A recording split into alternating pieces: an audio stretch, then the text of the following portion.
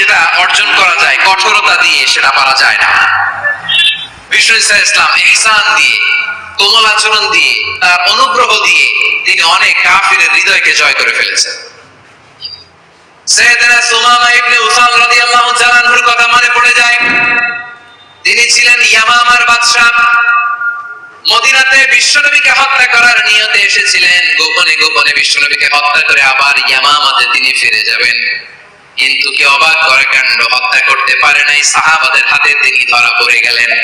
সাইয়েদনা সুমামা ইবনে উসাল রাদিয়াল্লাহু তাআলা আনহু হত্যার নিয়তে আসলেন, কিন্তু হত্যা করতে পারলেন না। সাহাবারা ওনাকে ধরে ফেললেন, ধরে মসজিদে নববীর পিলারের মধ্যে বেঁধে রাখলেন।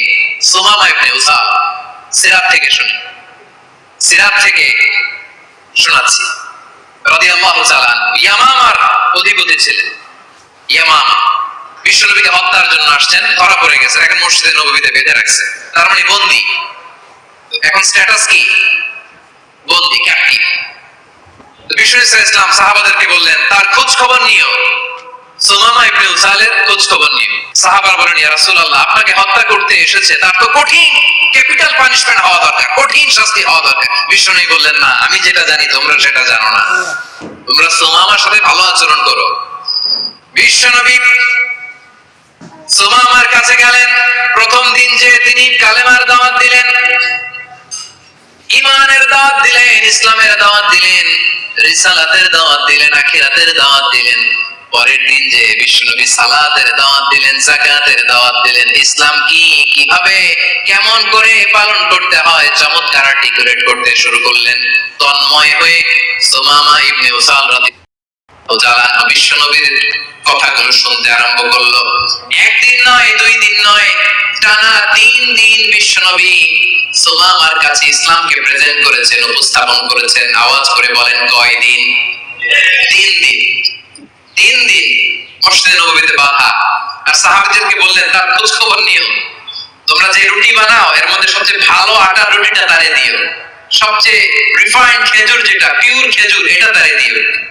আর বিশ্বনবীর নিজের ওট থেকে দুধ দহন করে ওনার বাড়ির এক কর্মচারীকে বলেছেন দুধ দহন করে সুমামার জন্য নিয়ে যেও। সুবহানাল্লাহ পড়বেন না? সবাই তো অবাক, ইয়ামামা থেকে আসছে নবীকে হত্যা করতে, বিশ্বনবী দেখে তারে জামাই আদর করে, তাকে মজার মজার খাবার দিও, দুধ দিও, আদর আপ্যায়ন করো। একদিন নয়, 2 দিন নয়, টানা 3 দিন বিশ্বনবী এভাবে সুমামার কাছে যেয়ে যেয়ে ইসলামকে প্রেজেন্ট করতে আরম্ভ করলেন, ইসলামকে উপস্থাপন করতে শুরু করলেন। আর তাকে চমৎকার এন্টারটেইনমেন্ট আপ্যায়ন দিতে আরম্ভ করলেন। টানা 3 দিন যখন ইসলামের দ্য বিউটিজ অফ ইসলাম, ইসলামের সমহান বাণী, সৌন্দর্য তার কাছে উপস্থাপন শেষে বিশ্বনবী বললেন সাহাবাদেরকে, যাও এবার সুমামার হাতের পায়ের রশি দুটো খুলে দাও। সাহাবারা বললেন ইয়া রাসূলুল্লাহ, কি বলেন আপনি? ও তো হত্যাকারী, সুযোগ পায় নাই, আপনারে মারতে পারে নাই, ছেড়ে দিলে আবারও আপনার উপর তলোয়ার নিয়ে ঝাঁপিয়ে পড়বে। নবী এই সিদ্ধান্ত আপনি নিতে যাবেন না। বিশ্বনবী বললেন যেটা বলেছি সেটা করো, সুমামার রশিগুলো ছেড়ে দাও। সুমামার হাতে পায়ের রশিগুলো যে তোমরা খুলে দাও। সাহাবারা তর্ক জোরে দিলেন, লা ইয়া রাসূলুল্লাহ, এটা করবেন না তো, ভয়ঙ্কর ভয়ঙ্কর খুনি, কি জানি কি হয়ে যায়। বিশ্বনবী বললেন না, তার হাতে পায়ের রশিগুলো খুলে দাও। সাহাবারা বিশ্বনবীর কথা মতো তার হাতে পায়ের রশিগুলো খুলে দিল।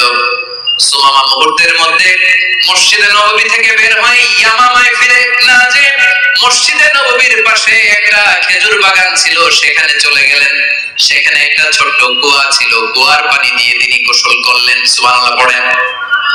কুয়ার পানি দিয়ে গোসল করে মসজিদে নববীর সামনে এসে বিশ্বনবী এবং সাহাবাদের সামনে দাঁড়িয়ে সাব্বাব উঁচু করে বললেন, আশহাদু আল্লা ইলাহা ইল্লাল্লাহ ওয়া আশহাদু আন্না মুহাম্মাদান আবদুহু ওয়া রাসূলুহু। আল্লাহু আকবার। আমি সাক্ষ্য দিচ্ছি আল্লাহ ছাড়া কোনো ইলাহ নাই, আর মুহাম্মদ আল্লাহ তাআলার প্রেরিত বান্দা এবং রাসূল। প্রিয় ভাইরা, ইহসান দিয়ে যা জয় করা যায়, কঠোরতা দিয়ে সেটা কশিনকালেও জয় করা যায় না। আওয়াজ করে বলেন ঠিক না? এবার সুমামা দাঁড়িয়ে বলে, ওগো নবী, আমি তো কালিমা পড়ে মুসলমান হয়ে গেলাম, এবার শুনেন, এই মুহূর্তের আগে আপনার চেহারার চাইতে নিকৃষ্ট কোন চেহারা আমার কাছে ছিল না, কিন্তু শাহাদা পাঠ করার পরে আপনার চেহারার চাইতে উত্তম শ্রেষ্ঠ কোন চেহারা আমার কাছে আর নাই। ও নবী, আজকের দিনের আগে ইসলাম ধর্মের যে নিকৃষ্ট অপছন্দনীয় কোন ধর্ম আমার কাছে ছিল না, কিন্তু এই মুহূর্ত থেকে ইসলামের যে সেরা শ্রেষ্ঠ পছন্দনীয় কোন ধর্ম আমার কাছে নাই। নবী গো, আজকের দিনের আগে মদিনার চাইতে অপছন্দনীয় নিকৃষ্ট কোন শহর আমার কাছে ছিল না, কিন্তু এই মুহূর্তের পর থেকে মদিনার চাইতে কোন শ্রেষ্ঠ শহর আমার জানা নাই। সে ছিল গমের বড় ডিলার, গম বেচতো। কি বেচতো? তার গম কিনে মক্কার লোকেরা রুটি খাইতো। সে ঘোষণা দিল, আজকে থেকে মক্কাবাসীদের জন্য সব গম আমি হারাম করে দিলাম, মক্কাবাসী এখন না খেয়ে মরে। সুবহানাল্লাহ পড়বেন না? মক্কাবাসী বিশ্বনবীর কাছে আসলেন, এসে বললেন, মুহাম্মদ, আমরা তো তোমার ভাই, তোমার চাচা, তোমার ভাতিজা, তোমার আত্মীয়, তুমি সুমামারে বলো সে যেন আবার গমের সাপ্লাই মক্কার জন্য অনুমতি দিয়ে দেয়। বিশ্বনবীর অনুমতি ক্রমে সুমামা আবার মক্কাতে গম পাঠাতে শুরু করলো। পড়েন সুবহানাল্লাহ।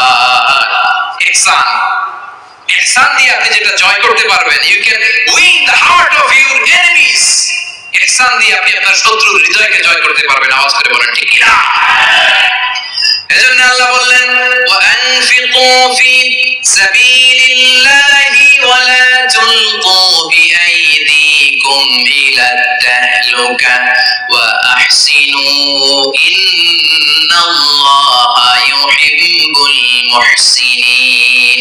তোমরা আল্লাহর রাস্তায় দান করবে আর নিজেরা নিজেদেরকে ধ্বংসের হাতে ঠেলে দিও না। তোমরা একে অপরের প্রতি ইহসান করবে, কারণ ইহসানকারীদেরকে আল্লাহ বড় ভালোবাসে। সুবহানাল্লাহ পড়েন। আবার সূরা রহমানে আল্লাহ বললেন, হাল জাযাউল ইহসানি ইল্লাল ইহসান ফাবিআইয়ি আলা, সবাই পড়েন, ফাবিআইয়ি আলাই রাব্বিকুমা তুকাযযিবান। ইহসানের প্রতিদান হিসেবে ইহসানই হয়। বিশ্বনবী সুমামার প্রতি যেমন ইহসান করেছেন, সুমামাও ঠিক তেমন ইহসান ফিরিয়ে দিয়েছে। ঠিক কিনা বলেন? ইহসান সদাচরণ। ইহসান দুই ধরনের প্রিয় ভাই, ইহসান ফিল ইবাদা, ইহসান ফিল মুআমালা। ইহসান ফিল ইবাদা হচ্ছে একাগ্র অনুভবে ইবাদতে ডুব দেওয়া, এর নাম ইবাদতের ইহসান। সুবহানাল্লাহ। বিশ্বনবী বলেন, ইহসান মানে কি জানো নাকি? হাদিসে জিবরিলে সাইয়েদনা জিবরিল আলাইহিস সালাম বিশ্বনবীকে বললেন, আখবিরনি আনিল ইহসান। নবী আমাদেরকে বলেন ইহসান মানে কি? বিশ্বনবী বললেন, আদা হচ্ছে একাগ্র অনুভবে ইবাদতে ডুব দেওয়া, এর নাম ইবাদতের ইহসান। সুবহানাল্লাহ। বিশ্বনবী বলেন, ইহসান মানে কি জানো নাকি? হাদিসে জিবরিলে সাইয়েদনা জিবরিল আলাইহিস সালাম বিশ্বনবীকে বললেন, আখবিরনি আনিল ইহসান। নবী আমাদেরকে বলেন ইহসান মানে